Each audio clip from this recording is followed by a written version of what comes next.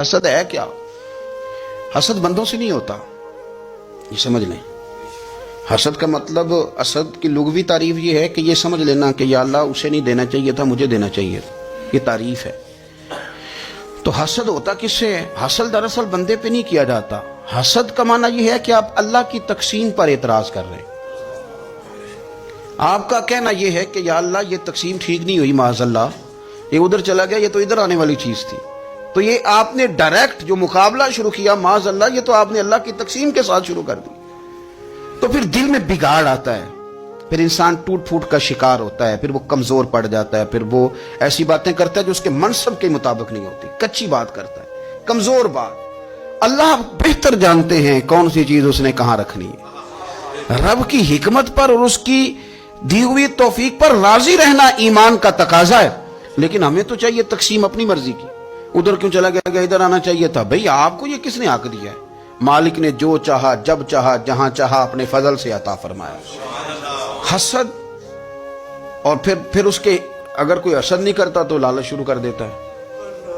وہ کہتا ہے کہ یہ جو اس کا مال ہے اس میں میرا بھی حق تھا، یہ تو مجھے ملنا چاہیے تھا۔ آپ یقین کریں کہ بندے بندوں سے کم پیار کرتے ہیں، جیبوں سے زیادہ پیار کرتے ہیں۔ اس بندے کو تو کوئی نقصان نہیں جس کے ساتھ آپ نے تعلق رکھا ہوا ہے جیب کا، لیکن آپ بڑے کمزور ہو گئے۔ آپ جب لالچ کر لیا، نفسانیت میں آ گئے تو آپ کمزور پڑ گئے۔ آپ نے مطلب کیا، آپ کا کیا خیال تھا کہ رب کی بارگاہ سے کوئی کم ملنے والا تھا جو بندوں پہ اتنی توجہ کر لی؟ او یار ادھر دیکھ، میری بات سن۔ او بھائی، وہ تیرا میرا رب ہے۔ یہ ہو سکتا ہے کہ امیروں کو دے دے اور تیرے جیسے میرے جیسے غریبوں کو وہ بھول جائے؟ یہ ہو سکتا ہے؟ تو کیوں لوگوں کی جیبوں پہ توجہ، لوگوں کی جیبوں پہ نظریں، فلانے کے پاس آ گیا تو میں رہ گیا، مطلب کس لیے؟ ہمارا رب کسی کو بھولتا نہیں ہے، کسی شخص کو وہ میرا مالک اپنے فضل سے نظر انداز نہیں کرتا، وہ سب کو نوازتا ہے، لیکن اس کی حکمت کے تقاضوں کا انتظار کرنا مسلمان کی شان ہے۔ کبھی کسی حسد میں کبھی کرنا ہو تو رشک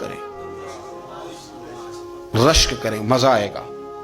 اور یہ رشک کرنے کا نا، رشک کا معنی کیا ہے؟ حسد کا معنی یا اللہ اسے نہیں دینا چاہیے تھا، مجھے دینا چاہیے تھا، اور رشک کا معنی یا اللہ تو نے دیا ہے، کیا بات ہے، اسے دیا تو کیا بات۔ اگر تو نے دیا تو مالک جچا بھی ہے، اگر تو نے دیا ہے تو نظر بھی آیا ہے، اگر تو نے دیا ہے تو پھر کیا بات ہے، کمال ہو گئی، وہ نظر آ رہا ہے۔ اور یا اللہ اسے دیا ہے تو میں بھی تیرا بندہ ہوں، اسے بھی اور دے اور مجھے بھی عطا فرما۔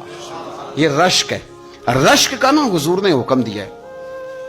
معاشرے میں حسد پر موٹ ہوا ہے، اگر کبھی رشک پر موٹ ہوتا نا تو عزتیں بڑھ جاتی، محبتیں بڑھ جاتی، خلوص میں اضافہ ہوتا، لوگ ایک دوسرے کے قریب آتے۔